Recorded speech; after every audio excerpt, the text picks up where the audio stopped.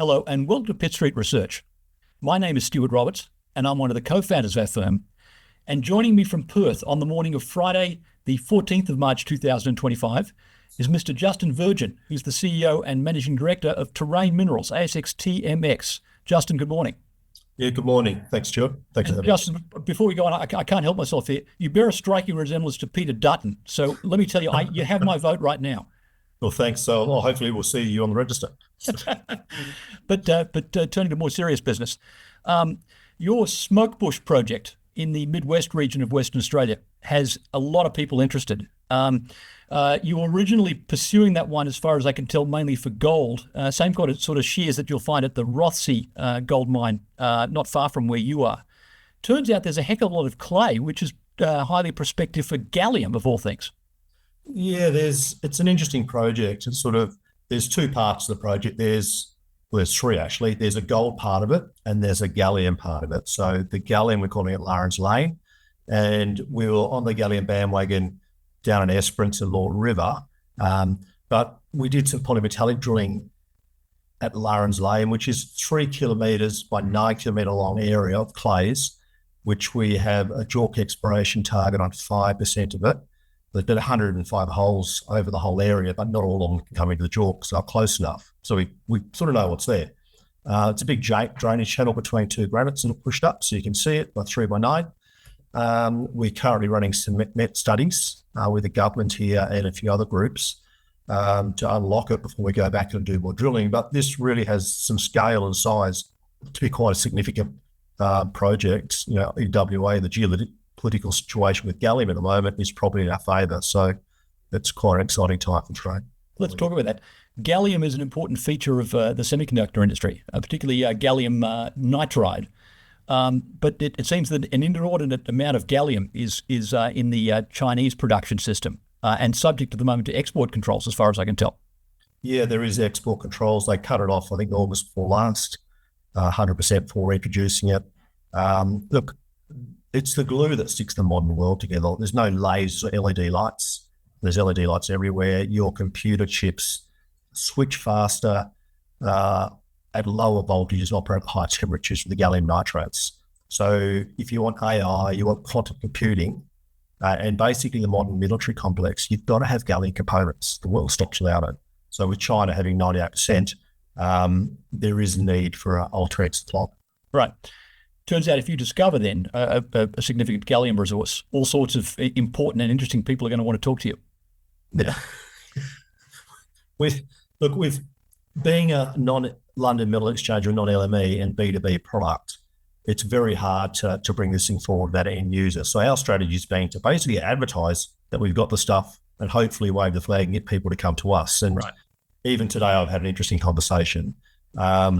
There's some real interest with this project, hence the government's helping us. Like the West Australian government's running a rare earth study, but they've added gallium to it because of its significance. Right. So we're at early stages. What kind of exploration program are we expecting this year to potentially prove out the gallium potential at Smokebush? It'd be a large airport program. There'd probably be a little bit of diamond drilling required there. But the key thing is we believe we know what we got. With a 5% JORC exploration target, we've just done an RC holding a heap of met samples, which I've been lugging around the other day from storage to the lab. But let's get the met work sorted out. There's no point having the biggest gallium deposit on the planet if we don't have a solution to unlock it. So I believe we'll get there. It looks quite promising at the moment. At the moment, we've got a pathway with metallurgy. We'll be into the draw. Which intrigues me. Metal as rare, shall we say, as gallium, and controlled by China. A lot of the knowledge that is available on processing of this particular metal is probably going to have to be discovered fresh. How are you going about getting the right people to work on this one? Well, we got Curtin University. It's a MIWA WA government funded study that's running it right at the moment. So they look at using some very low toxic acid, like 7 or 8 on the table, so like coffee, orange juice. There is some base sulfuric acids. But I think the proven way forward with sulfuric acids will work on the gallium, because gallium is actually a metal and it's attached to the rare earth. So the Chinese are basically pulling it out with their bauxite byproduct, but only getting a 10 to 15% recovery. And who knows how they're doing that? I'm sure it's nasty. Right. So I think we will better get a solution. It's just we're in that early throes now. But yeah, I guess we are rediscovering, or perhaps no one's ever really looked before. So I think that's probably the case. Now, meantime, in the same group of tenements you've got are several interesting gold prospects, and you've given the gold element this thing the name Wildflower. Talk to us about what's happening there. So the Smokebush Project was originally gold, so then we broke it into with the gold's Wildflower and Larins Lane, and I guess we're now introducing Monza back, because what we have here is down the south we have Wildflower Project, which has a target named Wildflower. There's also Cotter, W3 and T16. Now it's undercover. There's soil anomalies there. We've got 9 meters at 1.16 gram in the supergene from air core. We've just done some RC drilling. There's still 5 holes pending from down there, so we've only got a few of the RC holes back. And even them, there's anomalous gold through them. So there's something going on. There's definitely structures there. It looks very early days to Rothsay. If you look at some of their early results, I think we just need to do more work there. So that's a bit of an early stage gold project that we're getting along with. This is the Rothsay that Egan Street discovered a few years ago. That's the one, yeah. 10 k's away. It's on the Mount Magon intrusive unit, which we believe it's probably broken off that. All the way around that where we're sitting, there are other gold mines. And so we've got an early stage project down there that we're working up for targets. We don't fully understand it, but there's definitely gold there. All right. And then our Monza, which is further north. Now, we have different break geology there if you look at the map. So this is more like the Warriedar. Same orientation as all the Warriedar Minjar deposits. So we've already got 700 meters of mineralization and some really nice hits through there. We've discovered a second structure. So Monza sits here. There's lightning 50 meters away. We've got 2 holes into that, 400 meters apart. We just want to test for mineralization, and we got a meter at 6 and a couple of meters at 5 or something like that. You need to look. So we've drilled it looking for additional structures. And we need to, and potentially they're there. We just need to see if they're mineralized. And we're chasing it down dip and along structure. So at Minjar, as they've drilled down dip, now they've only ever mined the oxide there because they didn't have a crusher for hard rock. So as they've gone down into the hard rock on their deposits, they've opened up wider and got better grade. Okay. So we've chased that model. We can see where the units are plunging down. So we've put, I think there's 5 or 6 holes pending from that. So basically down dip, obviously there's some beginner sections there. Are they mineralized? And then along next to it, are there multiple structures? And it seems to be shaping up. So these next set of results are exciting. We're applying for a mining lease there now. And, you know, if things go well, you know, there's a few options. There's mills nearby, but there's also opportunities to do narrow, small high-grade operation. Right. So it's fair to say this project is more advanced than many will have suspected. Yeah, there's 2 gold projects. There's one that's got a lot of RC holes in dorite. You know, I put those results out when De Grey was doing like 50 meters at 50 grams, and no one looked at us. But right. There's nice hits there. There's a lot of stuff between, you know, 3 to 5 meters, between 1.5 to 3 grams. There's a couple of meters at 9, a couple of meters at 10, and there seems to be a fair bit of it. So it just needs more drilling. Right. You know, the 2 structures. You talked about down south, Nort River. There's a time when the Nova Bollinger thing had everyone kicking around the Fraser Range area looking for nickel. You've still got a presence there. What do you intend to do with that project? The Nort River project, we're down there chasing rare earths, and then we got onto the gallium. But in between us doing work down there, we pegged another area, and we've actually found an intrusive unit. Now, Southern Geoscience has confirmed it is an intrusive unit, which is basically a volcano that's sort of come up and hasn't made it to surface, and hopefully dragged up some goodies from there. As the original Nova was like it as well. And correct. The search has been on for where are all those other mafic intrusives that should be in the neighbourhood. You feel like potentially you've got one. We have. It's 100%. That's an mafic intrusive unit. It's right. We've drilled it. We know we're in the right rocks. It looks good. We've did VTEM and ground EM. We've got some conductors. Now we've drill tested 2 of those conductors, conductor 1 or target 1 and 2, back in January. We put 2 holes into target 2 from memory, and we've got 2. There's like 4 plates there. We've hit 2 of them.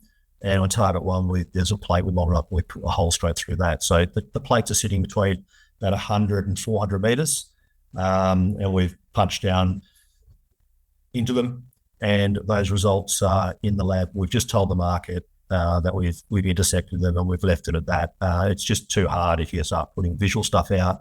If you're making comments, whether you do or you don't have certain visuals, it's just with JORC these days, we'll just wait for the results. So that's fair enough. All right, so there's a reason to be excited about every project you've got in the portfolio. But Yeah, coming back to Larins Lane, what should investors be looking for ideally in that air core? Because it's interesting, air core and then some diamonds to chase down the most interesting intersections. What would get you excited now that you're a world expert on gallium? I guess more of the same. We got up to 54 grams a ton results. So obviously we do some wider space. We've got 3 programs designed to go once we get some network back. But obviously you'd chase the high grade first. But we do need to do a larger program over the whole 27 square Ks, which potentially may get bigger.